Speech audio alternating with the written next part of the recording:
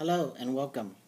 On February 13, 2013, the messenger angel of God brought on the following message to Benjamin Cousijnsen. Shalom, I greet you in the name of Yeshua HaMashiach, Jesus Christ. My name is Schabatja. I am a messenger angel of God. Verily, verily, I tell you, if we angels of God go forth from heavenly floodgates, God's beloved prophet, who is predestined as God's simple prophet, in order to speak to you in the last days. Here's the messenger angel and the wind and the breath of life, and the sound of the wings. Sometimes the sky is very blue. While I, the messenger angel, go through it, I see here and there little hazy clouds, which become smaller and smaller. And suddenly the clouds are completely gone. The water of the cloud is then evaporated and gone. Also Elijah saw a small cloud, a very, very small, when God had told him that after many years of drought, rain would come again. Elijah ran before the chariot of the king of Israel. God's prophet led the way as a herald, his cloak pulled high, now against the dust, yet, but later against the rain. In his back he felt the unbelief of the king. The king just saw many years of drought, and he also thought, seeing is believing. Would there really rain come? Elijah had seen the little cloud, and almost stumbled over his legs. The little cloud was as big, or as small, as the hand of a man. Elijah pointed and said, "What do I say to you? This is the cloud that will provide the rain." The king shook his head.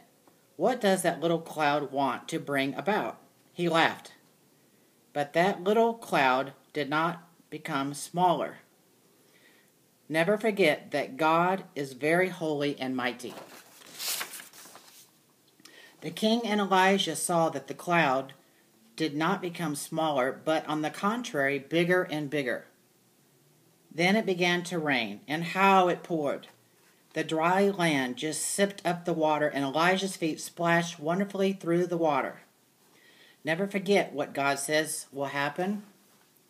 Even though it is in the beginning such a small cloud, don't underestimate God. What cloud have you hanging over your head? Sometimes God uses a little cloud in order to show you that He is with you. We angels of God sometimes look at each other because you're always talking about the weather. But about God? No. The people had to make a wilderness journey in order to come from Egypt to the promised land. That journey wasn't easy. Therefore, they was also being grumbled and complained quite often about the food, about the heat of the day, about the clothes, and about the cold, the thirst, about the fatigue, well, about what is and what not. The people were also not accustomed to the desert climate at all. If only we had have stayed in Egypt, it sounded all too often. Had they forgotten that a cloud had stood between them and the Egyptians who pursued them? That cloud had shown them the way into the desert? Had they forgotten that God said, "Look, I am with you. I'll bring you through the desert, through the land where death reigns." And whenever the cloud was taken up from the tabernacle, then after the Israelites traveled in that place where the cloud remained, there the Israelites encamped. Numbers 9 verse 21 and 22, Exodus 16 verse 10, 1 Kings 8 verse 10 and 11, Luke 21 verse 27. Read this aloud, and I start with Numbers verse 9, verse 21 and 22. Here it is written, "Sometimes the cloud was from the evening until the morning. And when the cloud was taken up in the morning, they traveled, or by day and by night. When the cloud was taken up, they traveled, whether it was 2 days or a month, or a year, that the cloud stayed on the tabernacle, remaining on it. The children of Israel remained encamped and didn't travel, but when it was taken up, they traveled again. Exodus 16, verse 10. Here it is written, "It happened as Aaron spoke to the whole congregation of the children of Israel, that they looked towards the wilderness, and behold, the glory of the Lord appeared in the cloud."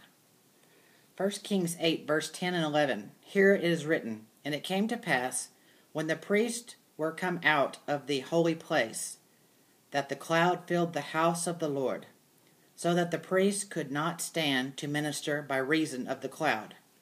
For the glory of the Lord filled the house of the Lord." Luke 21, verse 7. Here it is written, "Then they will see the Son of Man coming in a cloud with power and great glory." The messenger angel of God spoke further. Psalms 55, verse 22. "Cast your burden upon the Lord, and he will sustain you. He will never allow the righteous to be removed." Look forward to his cloud. I am going now.